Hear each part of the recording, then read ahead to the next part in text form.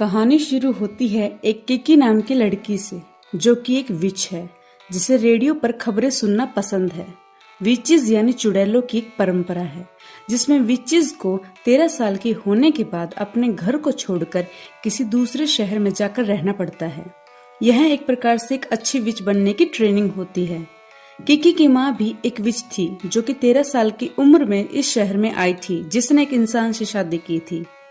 इस मूवी में उस समय की बात की गई है जब इंसान और चुड़ैल एक साथ रहते थे।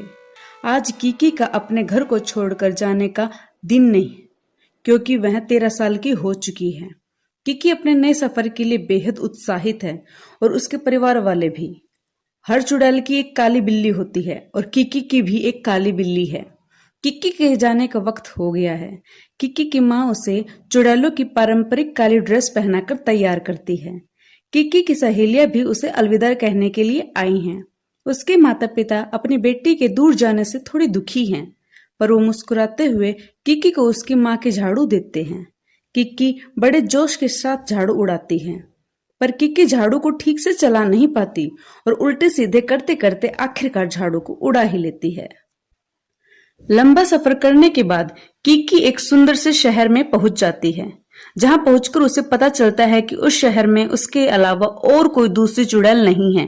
इसका मतलब उसके लिए वह शहर बिल्कुल सही है। किकी सारे शहर को अपने झाड़ू पर अपनी बिल्ली के साथ उड़ते हुए देख रही थी और सब लोग भी उसे चौंकते हुए देख रहे थे, क्योंकि बहुत समय से उस शहर के लोगों ने कोई चुड़ैल नहीं देखी थी। एक पुलिस ऑफिसर किकी को हवा में उड़ने से मना कर देता है, क्योंकि उस शहर में ऐसा करना नियमों के खिलाफ है।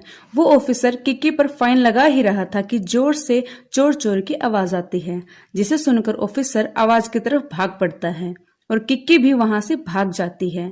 एक लड़का किकी के पास आता है और उससे कहता है कि चोर चोर की आवाज करके उसी ने ही किकी को बचाया था। उसका नाम टोम्बो है। पर किकी को लड़का कुछ ज्यादा पसंद नहीं आता है। वो किकी से बस एक बार उसकी झाड़ू देखने के लिए पूछता है, पर किकी गुस्से में वहां से चली जाती है।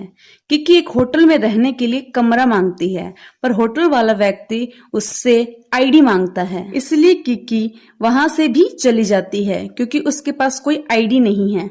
चलते चलते किकी एक पुल पर पहुंच जाती है, जहां से एक गर्भवती औरत किसी को चिल्लाते हुए बोल रही थी। उसका नाम ओसनोन है।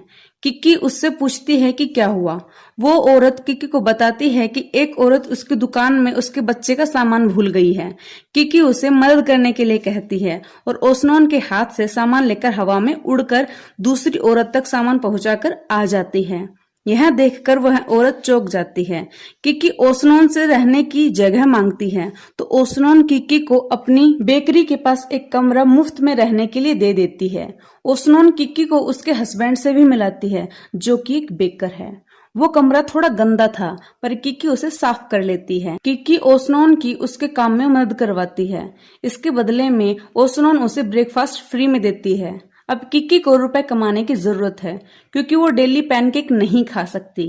इसलिए किकी एक डिलीवरी गर्ल बनने की सोचती है और अपनी सर्विस का नाम किकीज डिलीवरी सर्विस रखती है। ओसनोन ऑर्डर के लिए उसे अपने दुकान का टेलीफोन इस्तेमाल करने को कहती है। काफी देर तक टेलीफोन को ताकते रहने के बाद आखिरकार किकी को एक ऑर्डर आता है, जिसमें उसे एक पिंजरा पहुंचाना है। उस पिंजरे में किकी की बिल्ली जैसी एक नकली बिल्ली होती है।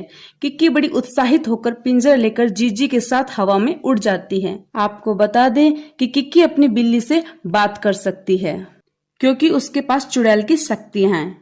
किकी अपने रास्ते पर जा ही रही होती है कि हवा का एक जोरदार झोंका आ जाता है और किकी नीचे गिर जाती है। जब किकी खड़ी होकर पिंजरा उठाती है तो उसमें काली बिल्ली का खिलौना नहीं था। सब जगह ढूंढने के बाद किकी को पता चलता है कि वो खिलौना एक पक्षी के घोंसले में है, जो कि किकी को अपने आसपास तक नहीं आने दे रही थी।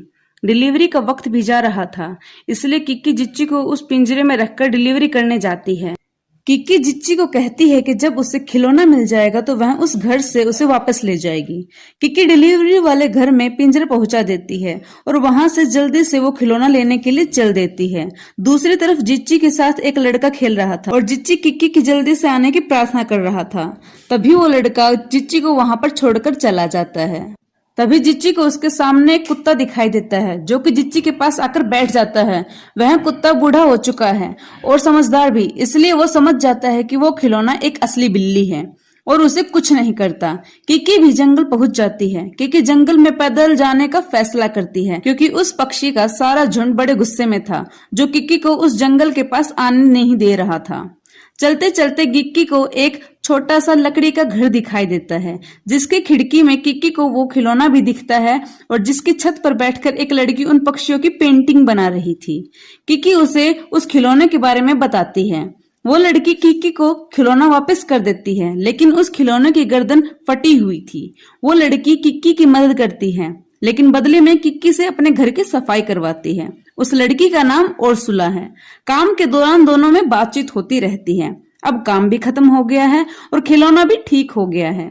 वो लड़की किकी को कहती है कि जब भी उसका मन चाहे वो वहां पर आ सकती है। फिर किकी वहां से खिलौना लेकर चली जाती है। किकी उस घर के बाहर खड़ी हो जाती है। तभी वो कुत्ता जिच्ची को अपने मुंह में उठाकर लाता है और नीचे रख देता है। जिच्ची किकी को कहता है कि उसने उस कुत्ते को सब कुछ बता दिया। फिर किकी उस कुत्ते को वो खिलौना दे देती है। कुत्ता वो खिलौना लेकर अंदर चला जाता है और किकी भी वापस दुकान आ जाती है। किकी को दुकान पर अपने सर्विस का लोगो दिखता है, इसलिए किकी ओसनोन से उसके बारे में पूछती है। तब किकी को पता चलता है कि ओसनोन के हस्बैंड ने वह बनाया था, इसलिए किकी को ओसनोन के हस्बैंड को गले लगकर शुक्रिया अदा करती है। सुबह होती है। किकी फिलहाल दुकान संभाल रही है। तभी वहां पर टोम्बो आ जाता है। वो किकी को शाम 6 बजे की जन्मदिन की पार्टी के लिए इनविटेशन देने आया था, लेकिन किकी थोड़ा गुस्सा दिखाती है, इसलिए वो लड़का कार्ड वहीं पर रखकर चला जाता है और कहता है कि वो किकी को शाम को 6 बजे लेने आएगा। किकी को 2 डिलीवरीज करनी होती है। वो जल्दी से पहली डिलीवरी करके दूसरी डिलीवरी का सामान लेने के लिए घर में जाती है। वहां पर एक बूढ़ी औरत उसकी बूढ़ी नौकरानी ही रहते हैं। बूढ़ी औरत किकी को कहती है कि उसे अपनी पोती की जन्मदिन पार्टी में केक भेजना है, लेकिन उसका ओवन अभी खराब हो गया है। तभी किकी को उस ओवन की साइड में पुराना ओवन दिखता है। किकी कहती है कि उसे पुराना ओवन चलाना आता है, तो चिंता करने की कोई बात नहीं है। किकी बड़ी मशक्कत के बाद ओवन चला देती है।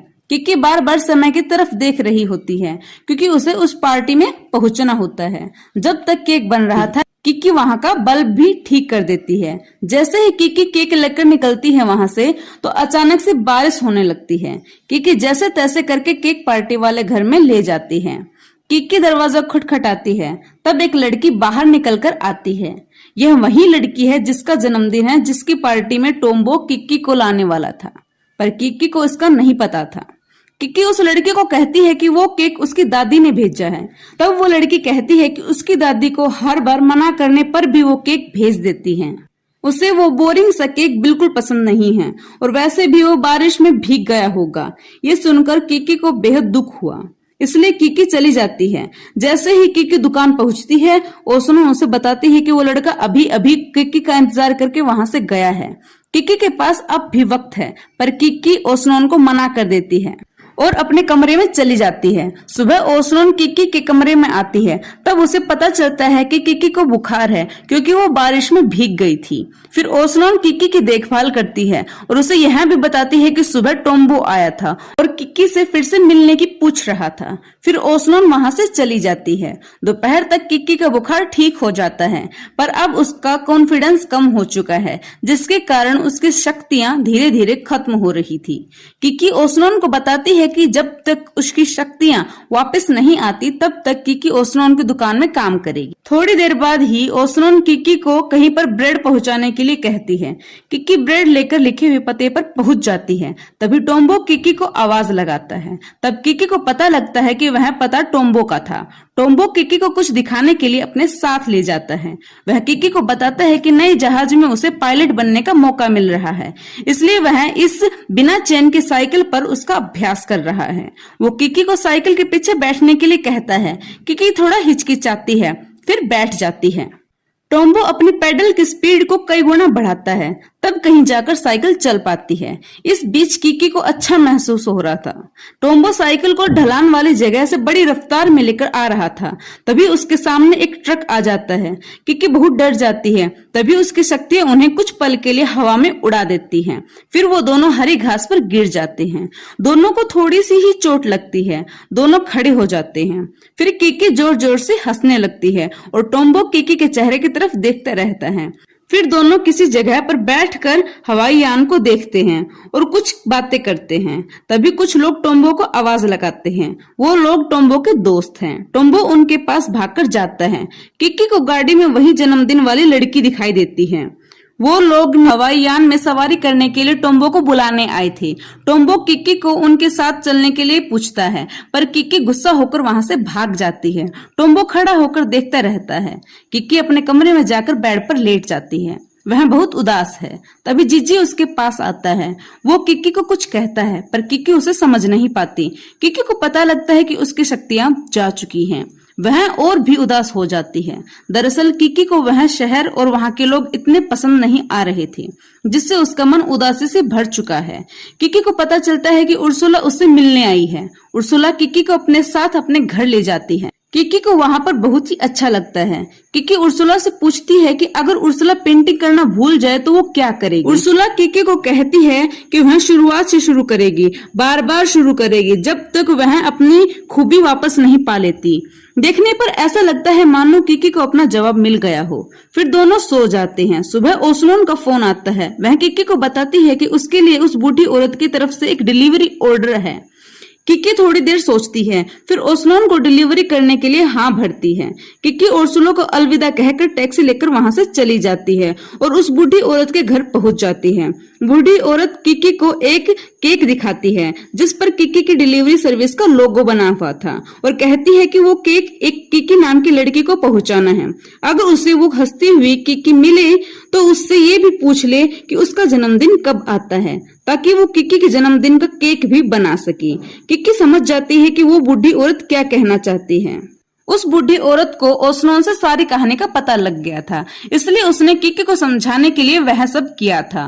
तभी वो सब टीवी पर देखते हैं कि जो नया हवाई यान आज उड़ने वाला था उसका संतुलन बिगड़ गया है, जिसके नीचे टोम्बो एक रस्सी से लटका हुआ है। किकी यह देखकर जल्दी से हवाई यान की तरफ भागती है। मीडिया वाले सारी खबर लोगों को लाइव पहुंचा रहे थे।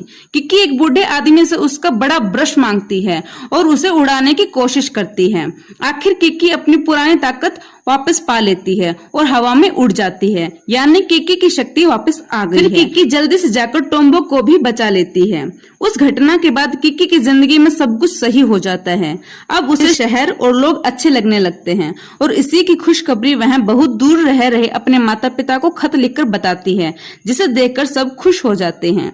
किकी और टोम्बो में भी अच्छी दोस्ती हो जाती है और मूवी यहीं पर खत्म हो जाती है।